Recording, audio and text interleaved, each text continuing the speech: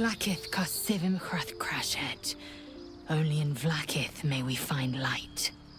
These were the first words I ever read on Tirsu's slate. But they are no mere aphorism. They are law. They are creed. The root from which the 10,000 protocols stem.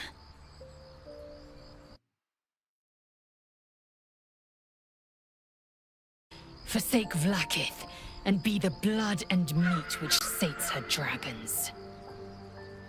If Voss speaks true, if Ascension is a lie, if tadpole purification is a fairy tale, then I have not sinned against Vlakith. She has sinned against me. Ascension is a young Githyanki's greatest honor. Long ago, the Geich enslaved my people. They dominated our minds and bred us for war, until Great Mother Gith took a hammer to our bonds. From the day of our hatching, young Gith have one purpose: to train hard enough to slay a Geich and take its head. Then, we speak the rite of Ascension, and a red dragon comes to fly us to Vlakith in Tunarath, City of Death. We are honored with an eternal home in the Astral, celebrated for our victory. We are ascended. Or so I believed.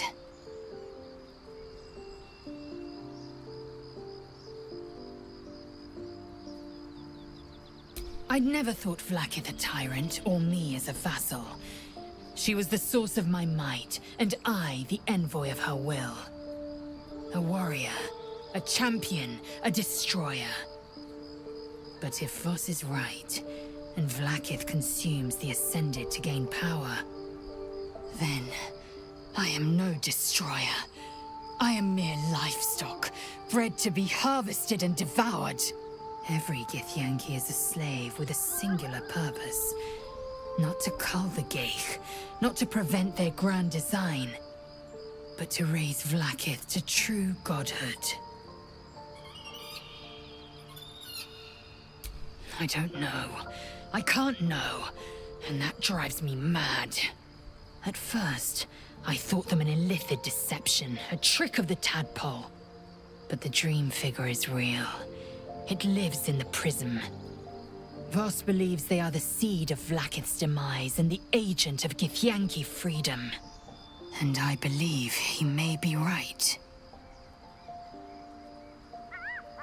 Then, when the Kithraki come for me, and come they will, I will submit to their blades. They would feed me to their dragons, and I would deserve no better. Yes, I'd like time to think. We'll meet Kithrak Voss at Cheres's Caress in Baldur's Gate. Until then, be vigilant. Vlakith's eyes are upon us.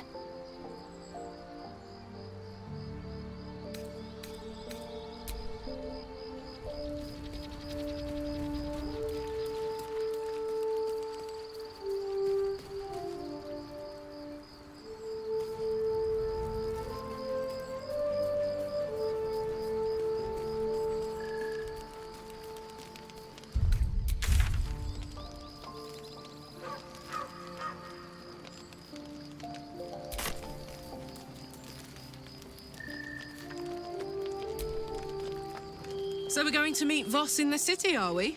Set the tenant of the prison free? This is all very, I don't know. I like a good caper, but I'd long for a tiny bit of status quo now and again.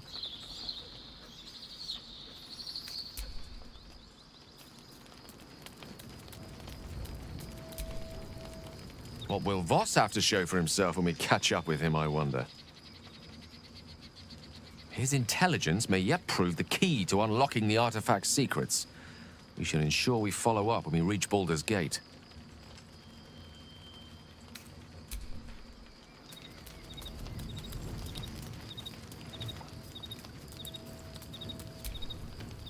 There's a schism growing among the Githyanki people, and Lae'zel just took one step towards choosing a side.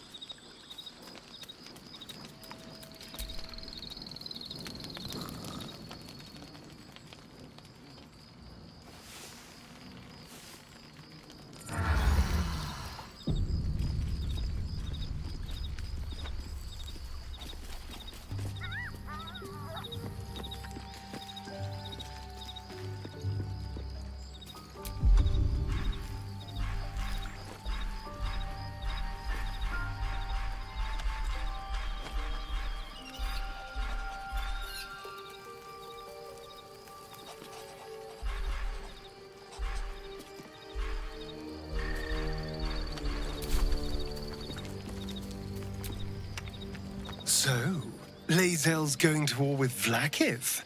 Going to break her chains in Baldur's Gate? Good for her. Darling, I thought you'd never ask. Lead on.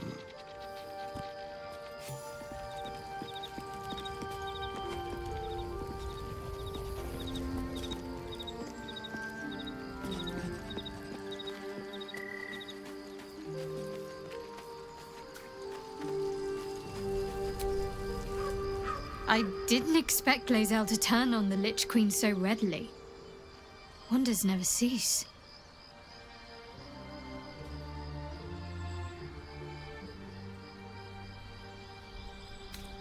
All right, some company wouldn't hurt on the road, especially if there's trouble.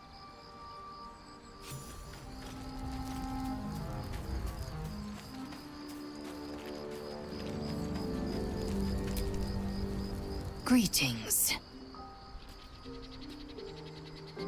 It is done.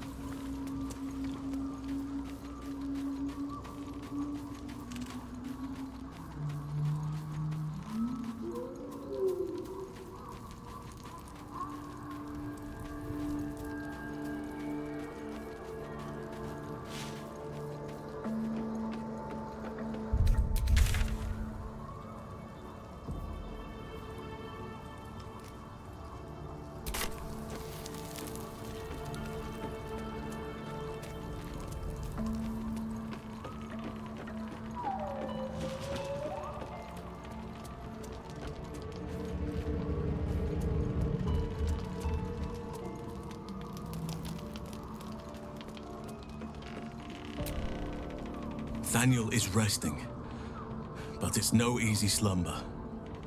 I discovered what's wrong with him. The shadows rendered him in two when they bore him away to the Shadowfell. Half of his essence remained here, amidst the curse. What stayed behind would have been the strongest part of him. But after all these years left in the darkness, corruption must have taken hold.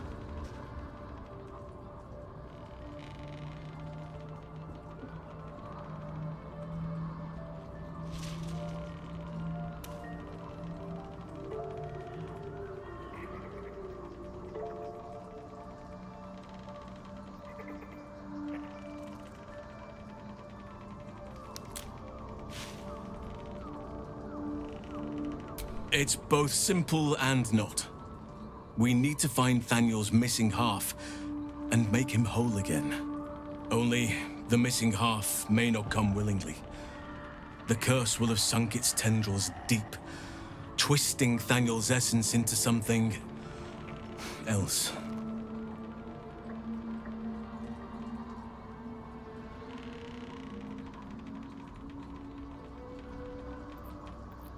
No matter how it's been twisted by the shadows, it is still part of Thaniel's essence. It will resemble him somehow and may show signs of his power. Look for signs of life in the darkness, wildflowers where everything else is dead. The curse cannot subdue the power Thaniel bears. Not entirely. In fact, I saw just the sort before, not long after we first came within reach of the Shadow Curse. Fool that I am, I did not grasp their significance at the time. There is a ruin some way outside of Last Light. I caught a glimpse of fresh blooms there, but did not investigate further. I shall mark it upon your map. This doesn't have to be your burden alone. Every moment counts, and I've asked much of you already without being at your side. If you want me, I'm yours. Against the curse, against the absolute. Anything. Just say the word. Good. Now our roots can deepen. Together.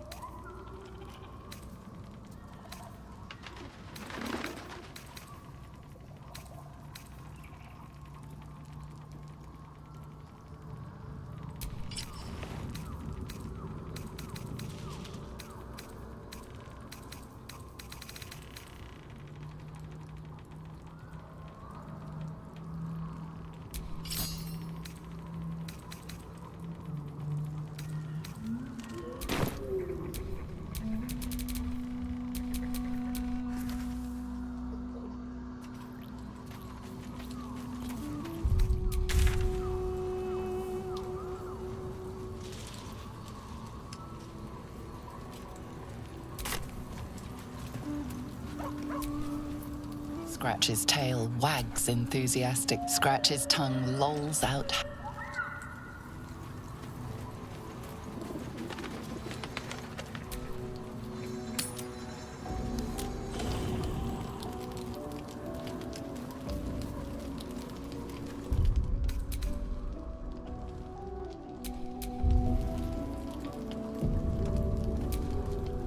Good evening.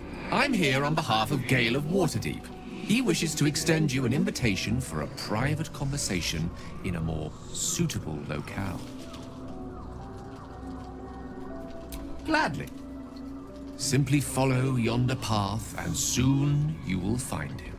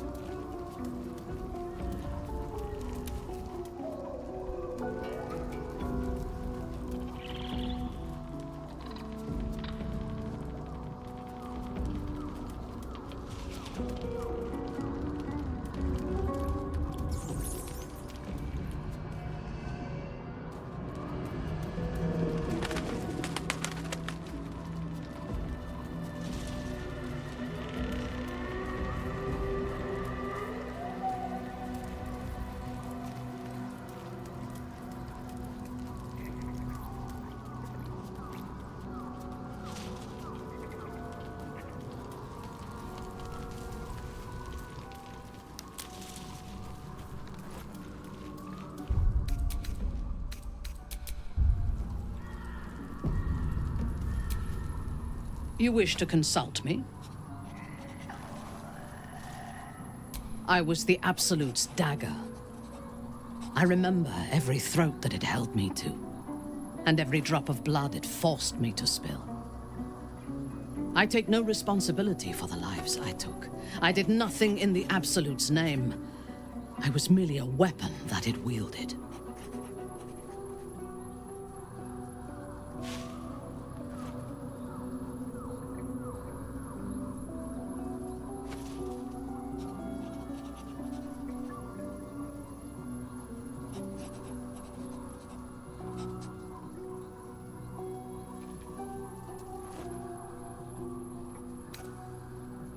I would rather die than endure it again.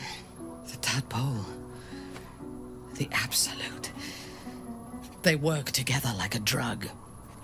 I did not feel I was compelled to act against my will. I felt ecstatic to serve. Every action seemed a deliberate choice. The best choice.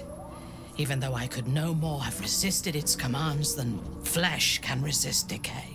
Even rational minds like ours cannot reject such a powerful influence. The Absolute can make the impossible seem inevitable.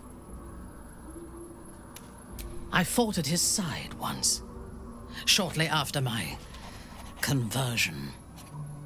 Before the battle, he was everything a general should be. A charismatic leader with a brilliant strategic mind. And when the fighting began, he led his troops from the front and cut through the enemy like a scythe through stalks. Blows and arrows rained down on him, and before long, his face was a mask of blood. But he did not fall. He did not even falter. When we won the day, Ketheric's armor was bent and shattered, but his flesh was unmarked. I have lived long enough to know that few things are impossible in this world. Ketheric's power is a rare thing, though. I have never seen its like. The necromancer Balthazar is Ketheric's chief advisor. One who has mastery over the dead may well be able to help the living cheat it. We should ransack his chambers and see what secrets he keeps for the great general.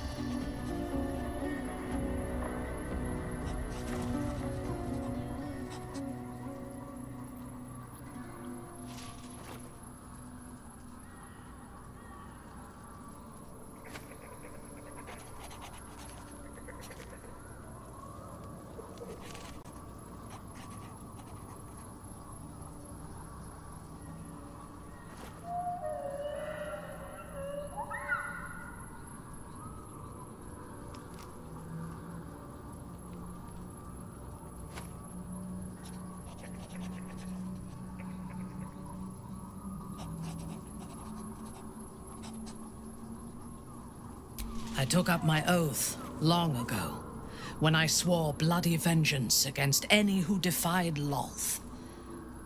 Now, I myself have sinned against the Spider Queen. Though my faith is shattered, my oath endures. I am sworn to destroy all those who serve the Absolute.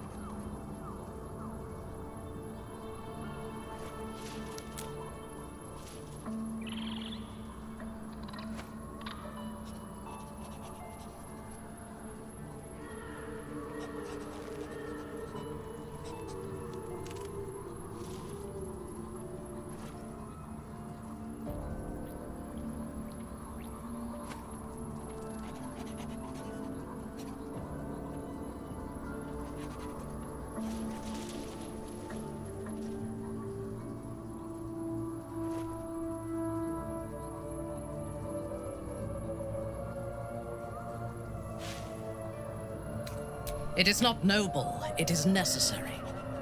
If we do not destroy the cultists, they will destroy everything. We are all that stands between this world and annihilation. A disparate collection of vagabonds and strays. Did you have anyone particular in mind?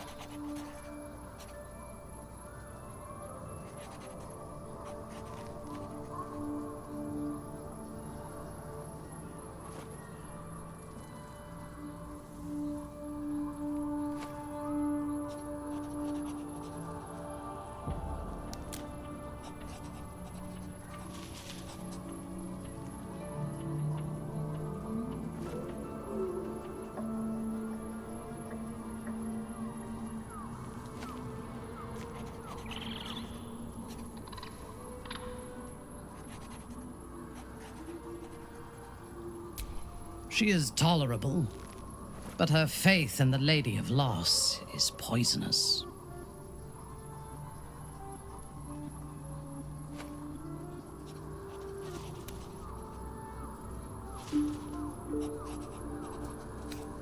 The Night Singer has some admirable qualities, far more than her insipid sister, but her followers are repressed.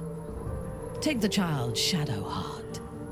She does not even know who she is, but still manages to pity herself.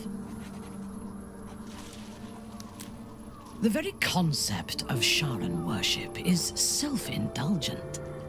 They would have you think every whispered word and hidden thought is of value, but it is not so. I have performed 1,000 interrogations, squeezing out the most guarded secrets held in heart, mind, and soul. I can tell you this. When the trivial parts have been whittled away and I have sifted through what remains, in most cases, a person amounts to nothing at all. He's been deprived of freedom and strong blood for so long that he is addicted to both. While those addictions have their hold on him, he is still a slave.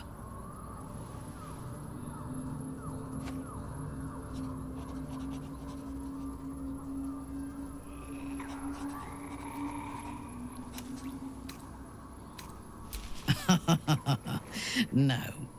He is well aware that I would exsanguinate him entirely if he flashed his fangs at me. Free. What purpose does he have that does not involve his master? He fears him, he hates him, he dreams of him, and he will either kill him or die trying.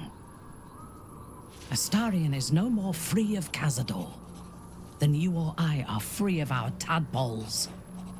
He will only be free when Cazador is dead, and that is as it should be. When the time comes, we must hope that he does not only take Cazador's long life, but the power that has sustained him as well. I have encountered few Githyanki in my life. Those that I did were raiders. They croaked out pleas for mercy in their alien tongue as they died. Meeting Lae'zel makes me wish I knew more of their culture.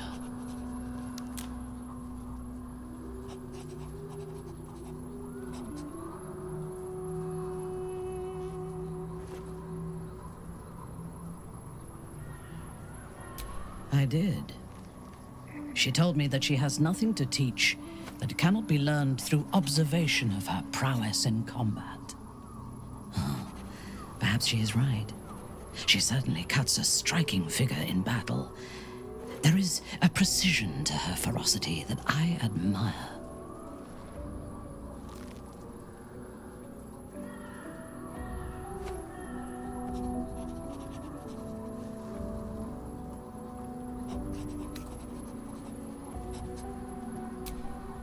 I think I am beginning to. In spite of her youth, there is a patience and precision in Lae'zel's thoughts and actions that I admire. Those qualities will strengthen as she matures. The wizard? No.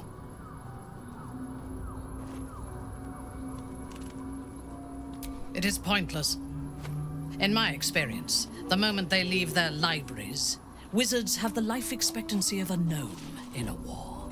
Either the enemy recognizes they are a threat and kills them swiftly, or their curiosity leads them to combust while experimenting with the limits of magic. Our wizard is already in a state of suspended combustion, thanks to that orb between his ribs. I suspect it is only a matter of time before he goes up in smoke. I will reserve my social graces for those who might live long enough to appreciate them. He is exceedingly self-righteous. Amusing, considering he bound himself to a devil.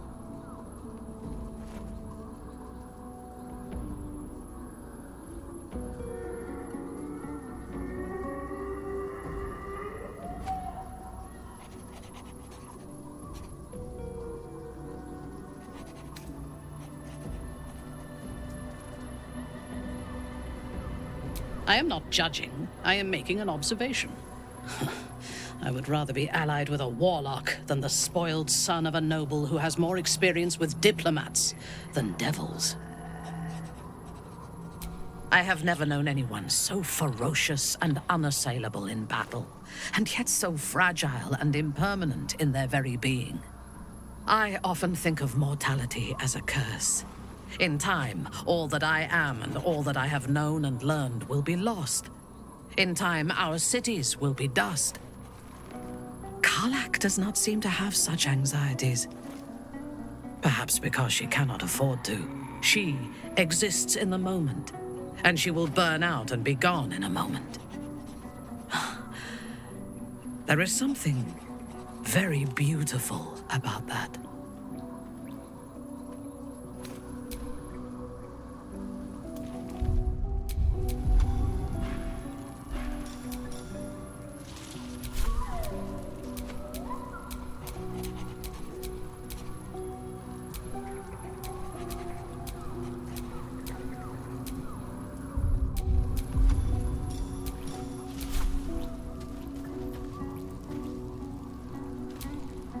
You wish to consult me?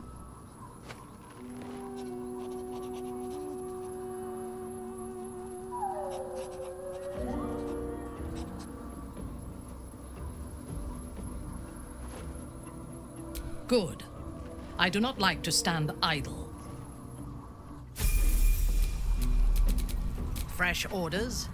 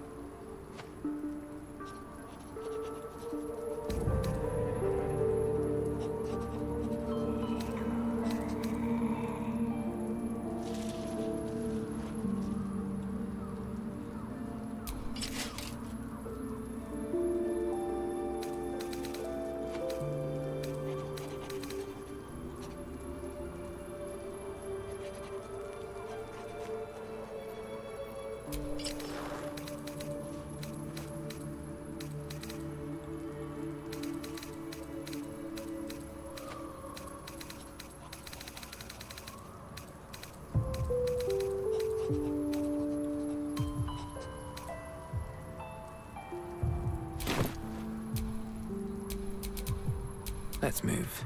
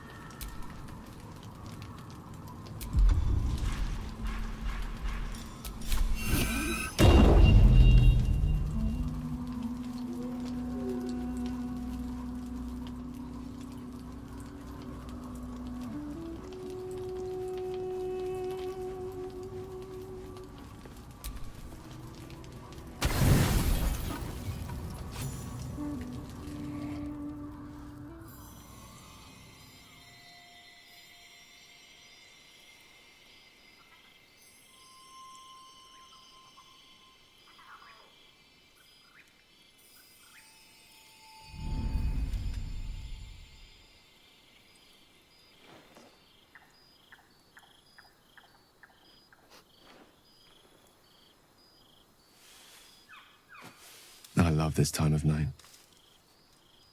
There's an almost reverent silence that accompanies the peak of darkness, when you'd almost believe the dawn will never break. The cradle of eternity. The timelessness of lovers. That most beautiful of fantasies.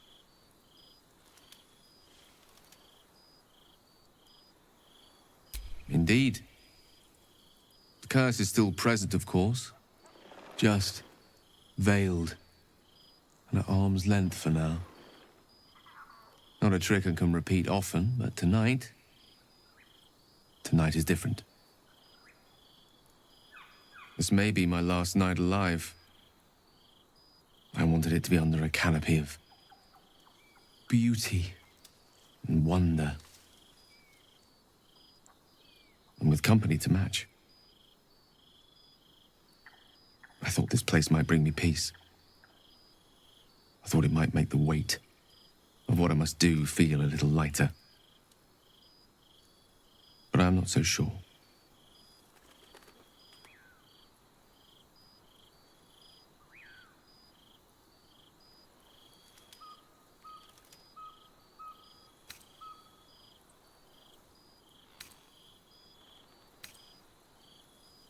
Babe or crone, coward or hero, death is assured. Mystra's forgiveness is not. If you knew the end was near, would you not want to ensure it had meaning? I am terrified. I will not claim otherwise. My face could scarcely conceal it, even if my words sought to deny it. There is no point in running from the inevitable. Better to meet it on my own terms.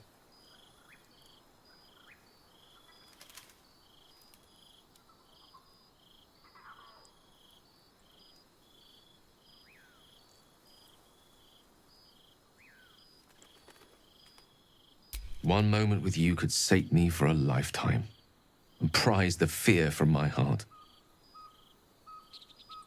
I'm so very glad you came to share this with me. I know this is all unreal, but I created it for you. You must know that you're very special to me. If things were different, if we were home, I'd have taken time to do things properly, to say it all better. But time is short. I'm in love with you.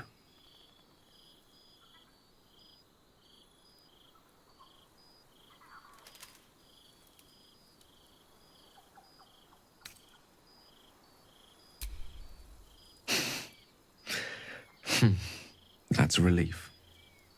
It would be a shame to spend my final hours making an ass of myself.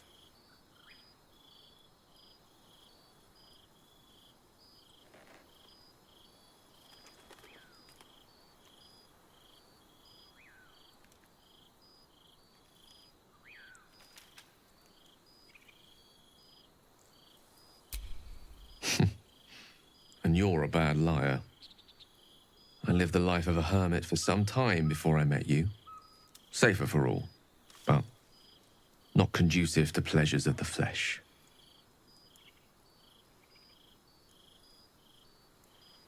I want it to be perfect. To bond with you in the way the gods do, intertwining our spirits in visions of the weave.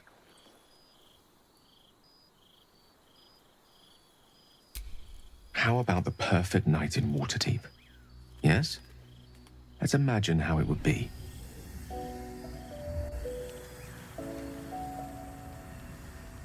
The scene is this.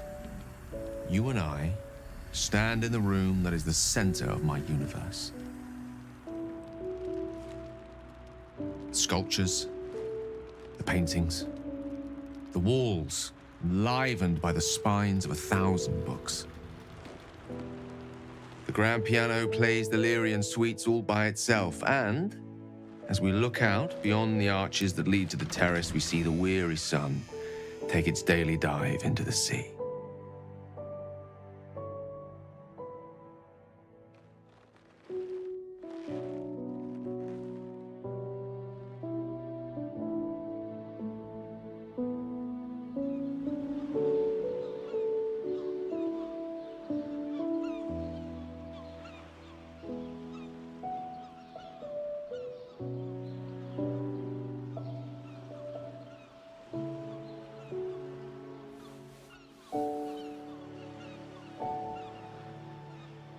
My favorite spot. Many times, evening turned to night and back to daybreak once more while I sat here, lost in words.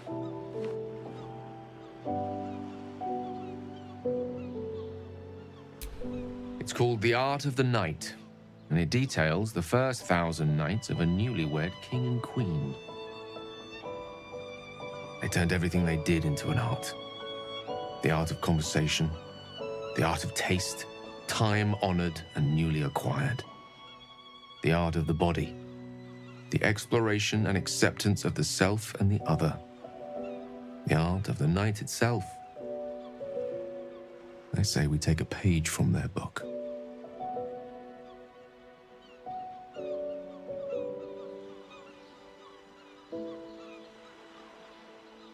Then let's set the book aside and be blank slates on blank sheets.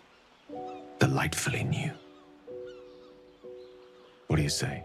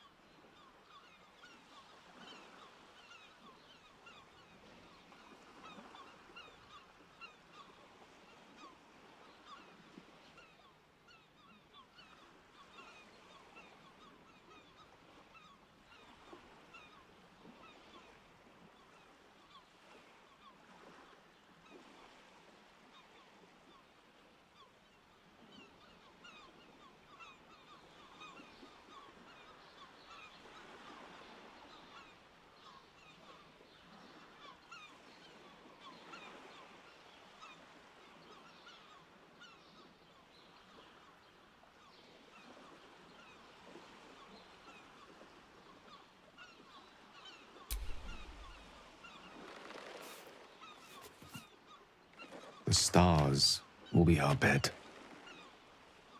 Come here.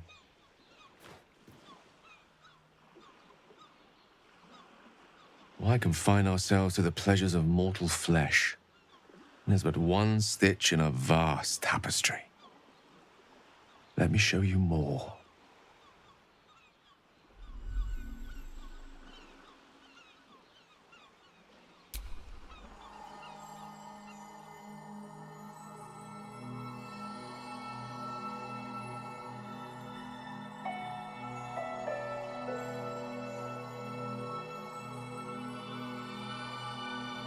When you wake, it will be back at our camp. Back in our small, dirty, bloody patch of existence.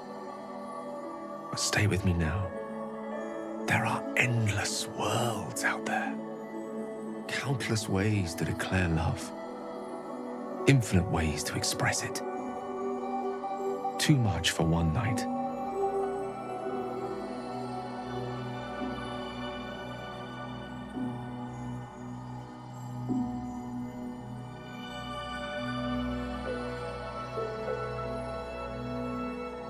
We shall try.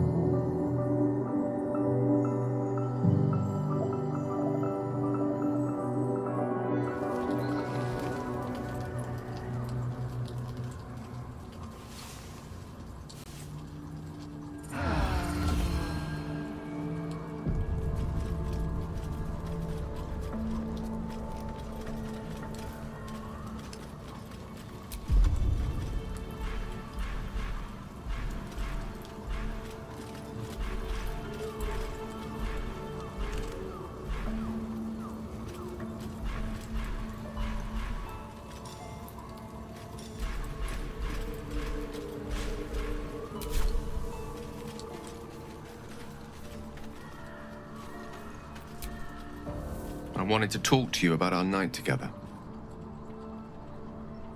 Have you ever walked to the very edge of a great precipice and shuddered at how easy it would be to step into the void? Ever since Elminster told me of Mistra's expectations of me, it felt like I've been walking along such a cliff face. The great drop to nothingness never out of my sight.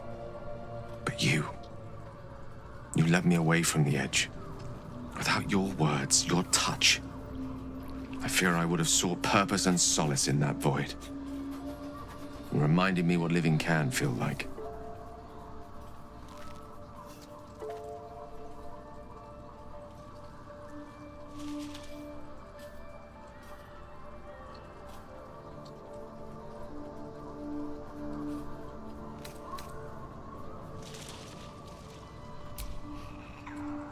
I had been hoping you'd say that.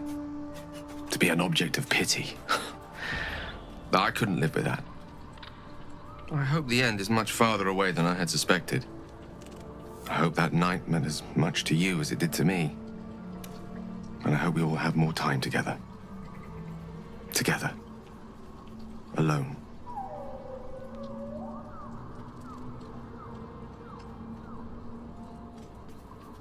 I'll see that there is. Woe betide anyone who tries to stop me.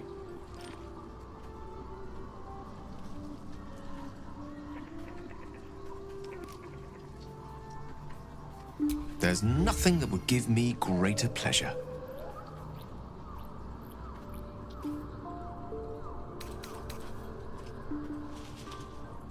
Grateful, mostly. For meeting you. For having someone who cares that I'm here, alive. Not reduced to a cloud of netherese vapor. Someone apart from my Tressim, that is.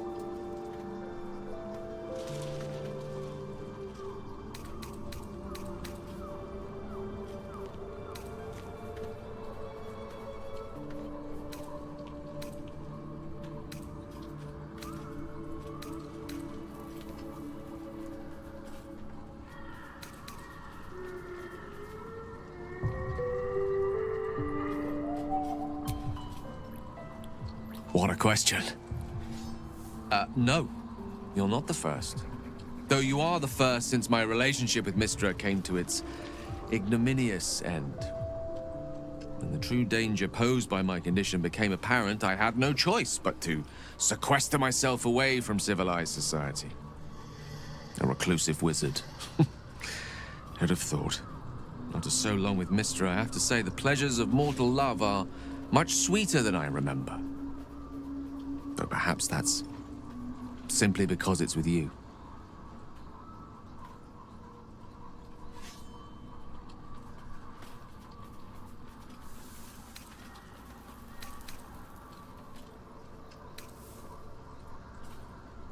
Plenty of them, and all complicated. It's not easy to turn away from one you once loved, but now that I see our relationship with all the illumination hindsight has to offer, I mostly feel only regret. I was not the first wizard to fall under her spell, nor will I be the last. I was an amusement to her. Mortal to be trifled with, amused and eventually discarded. I regret the way I hurt her, of course I do.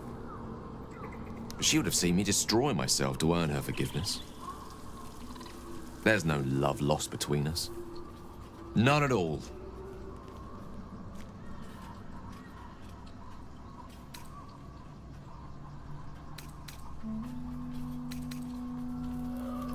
You must know, our relationship is the brightest spot in our otherwise bleak endeavor.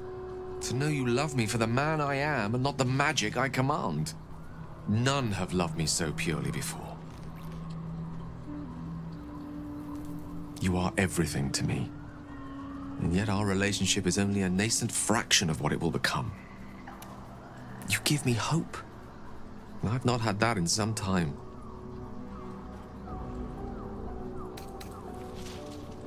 I'm many things to many people, but I'm never a man to throw the L word around lightly. I said exactly what I meant. I love you. You should never, never doubt that.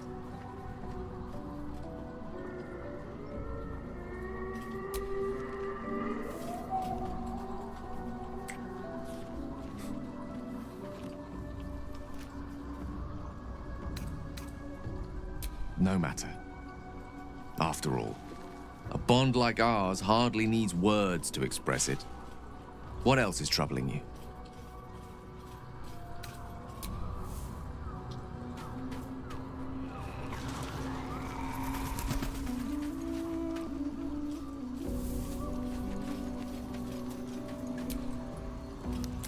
It doesn't seem long ago that Minthara would have sought to kill us, and now we've welcomed her along. We're nothing if not magnanimous.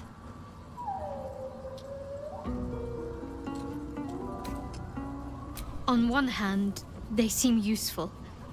But on the other hand, or perhaps tentacle before long, we know where they're coming from, and what lies at the end of that path. I never expected Ceramorphosis to be tempting. I think we should resist these powers. There's simply too many unknowns for us to risk it.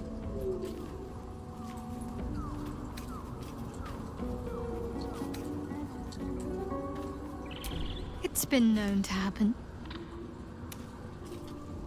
All right, some company. May the darkness protect you.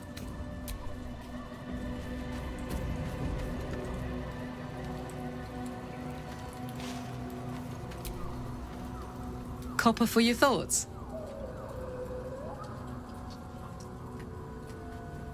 Hey, soldier. About that tadpole.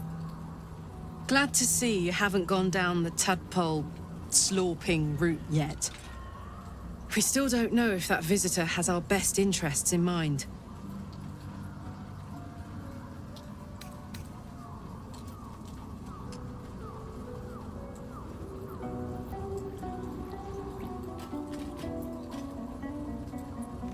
Me?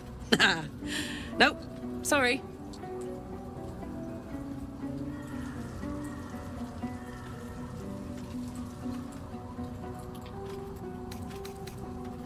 Good.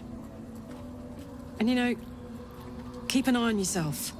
If you start feeling loopy, shout. We don't know what these tadpoles are capable of.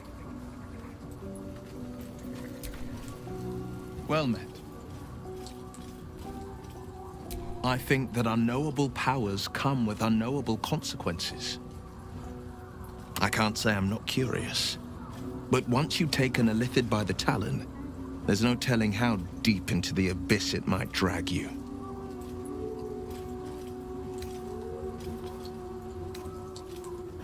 All right. What else is on your mind?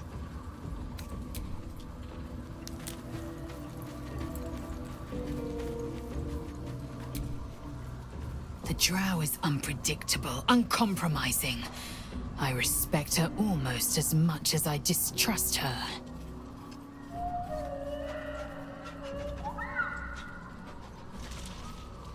Mark my words, this power would be no blessing, but a curse. You might as well ask me to gouge out my eyes for the promise of sight, or slice off my tongue for the promise of taste. The mere suggestion is an insult.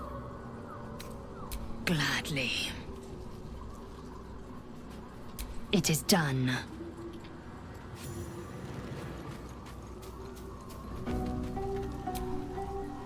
I want to be clear. Letting Minthara tag along with us was your idea, so if you wake up with a dagger to your throat, that's on you.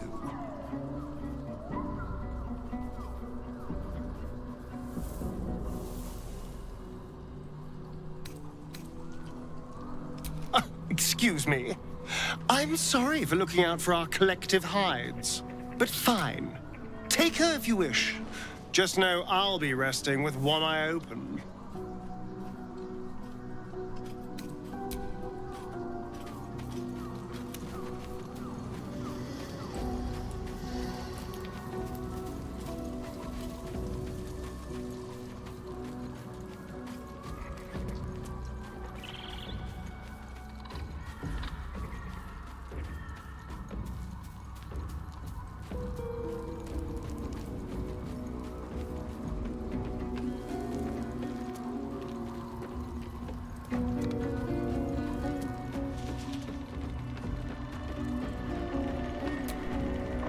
Oakfather preserve you. Only by reputation. She was present when we marched against Ketheric Thorm, but on the far end of the battle lines from where I fought. And in the chaos that ensued, well, our forces were scattered. I led some to safety, but never learned of her fate. I'm glad to hear she survived. Though in truth, I should not be surprised. She was always said to be formidable and cunning. I could have learned much from her, no doubt.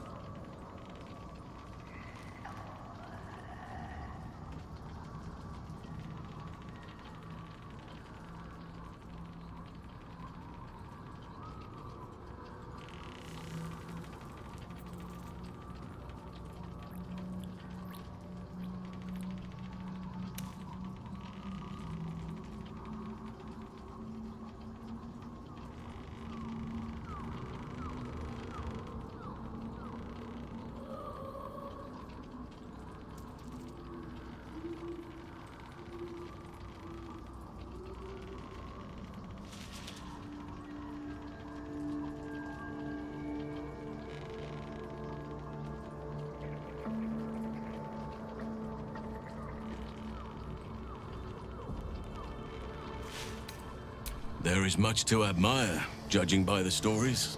I cannot help but wonder how she would have handled some of the challenges I faced as Archdruid. Would she have helped the refugees? Defended the Grove? Controlled Korga? At least now we can benefit from her presence, and perhaps work to a common goal. Honestly, I never thought I'd make it that far. But the Absolute is a threat to all, and I promised I'd help you with your parasite. So, I'll remain with you. If you'll have me, that is.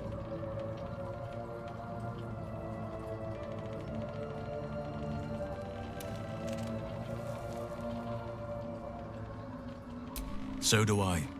But one duty at a time. Given the circumstances, you're faring as well as can be expected, I suppose. It's true, and I can't imagine I helped with that. Sometimes I let the task at hand consume me, and people think I'm obsessed. Trust me, the day I no longer have to talk about the Shadow Curse will be a happy one. What would you like to know?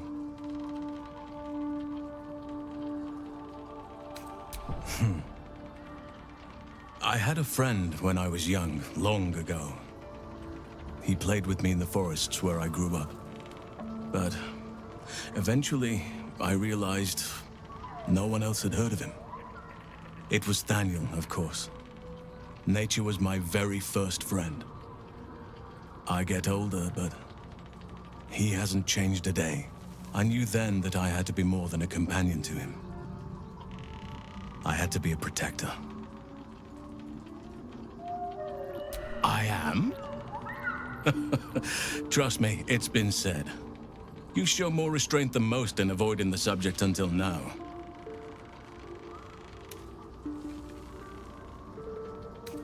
It's a natural question, but I don't have a good answer, I'm afraid. Perhaps there's a half-orc buried somewhere in my ancestry. Or perhaps not. Sometimes I think conventional wisdom is too narrow about what someone can or cannot be. Stranger things have most certainly happened.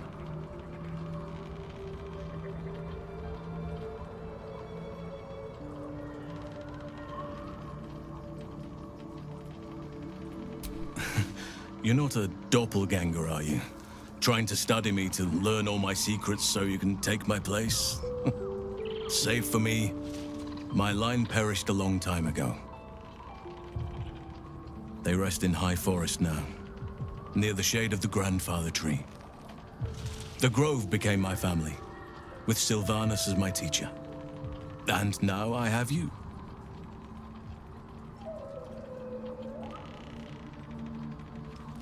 It was a long time ago. The wounds don't heal, but they become more bearable.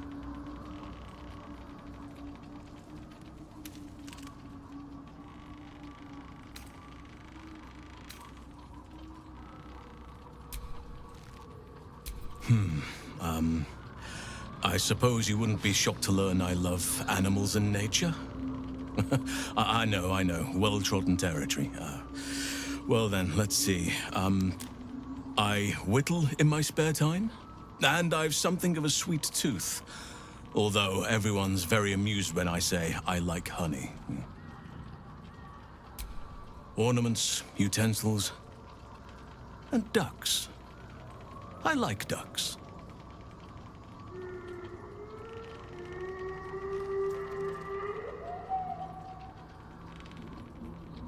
I like what I like. Once you get to my age, you realize there's little point in denying yourself, so long as others aren't affected. 350 years young.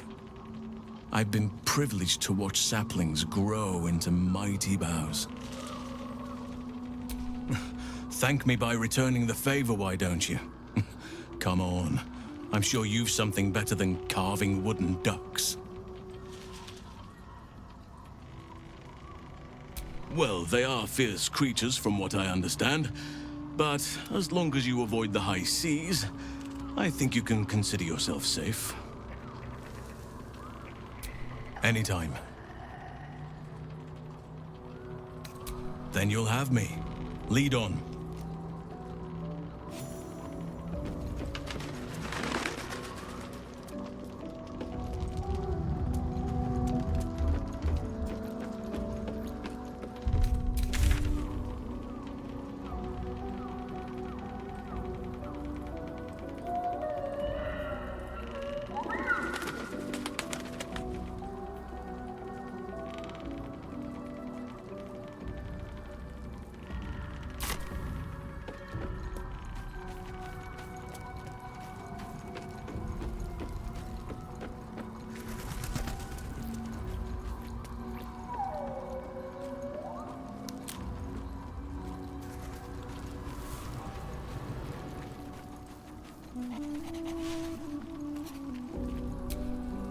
You wish to consult me?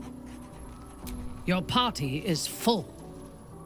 Did you think I would not notice? Good travels.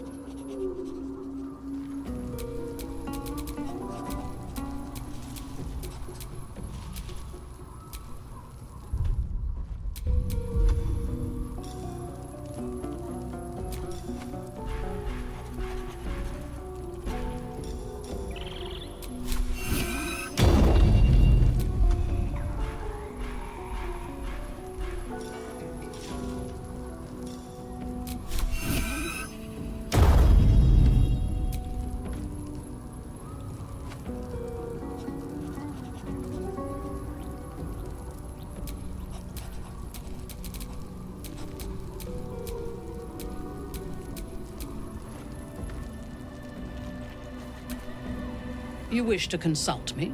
Good. I do not like to stand idle.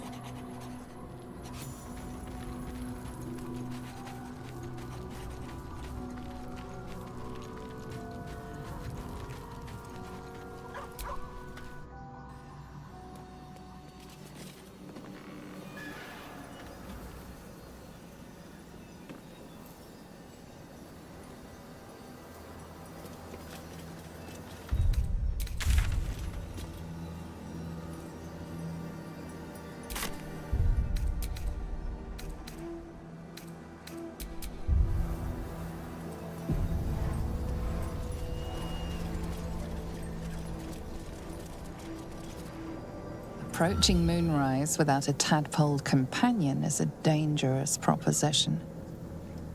Are you willing to risk being detected by the cult?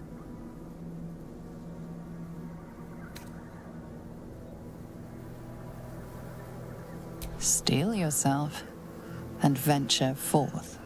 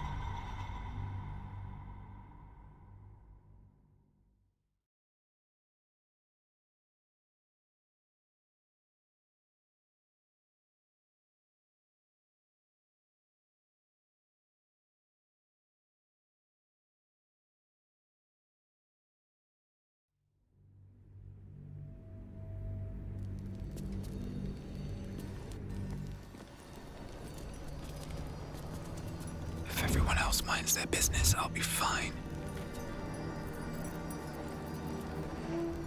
Never a dull moment.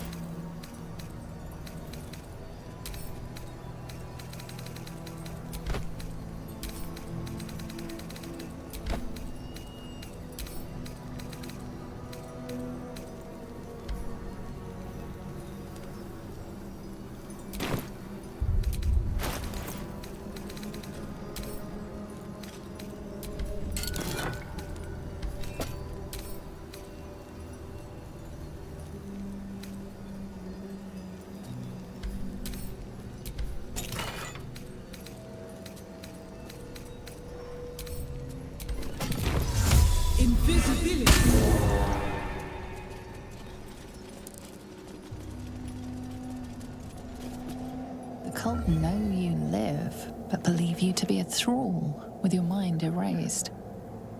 Best not be seen here without one of your tadpoled companions.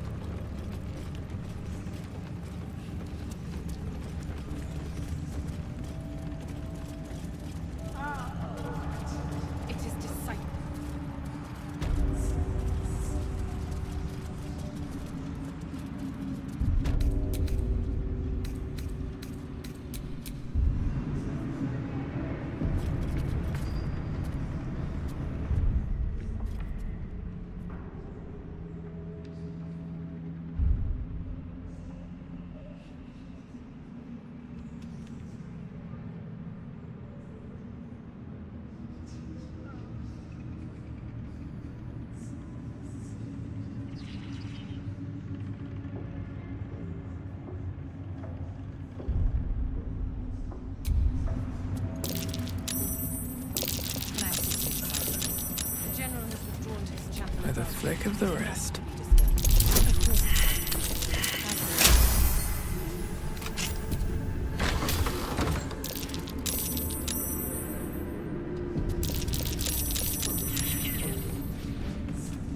This is a restricted area. Time to explain yourself, or this guard will be restricting you to a cell.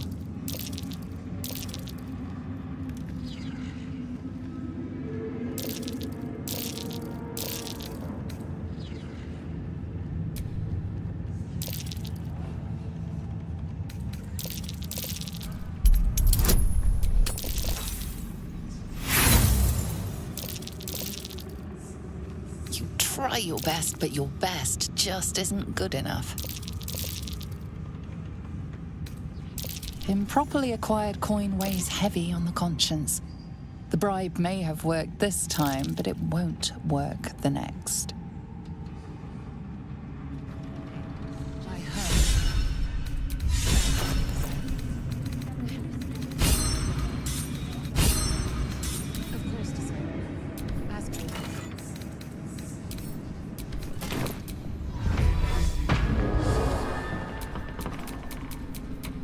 Looking ahead. Ensure that the moon lanterns outside are maintained too. The curse cannot be allowed to touch the Absolute's form. As you say, Israel. It is disciple.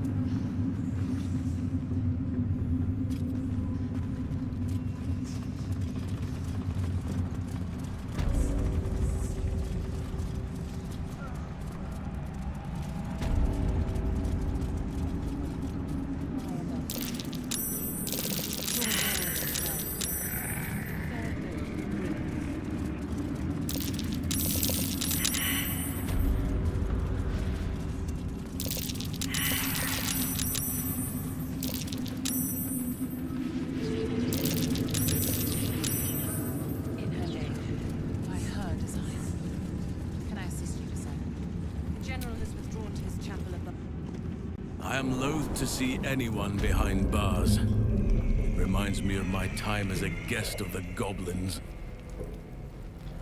That reminds me, how in the nine hells could goblins capture a chap as well-muscled as you?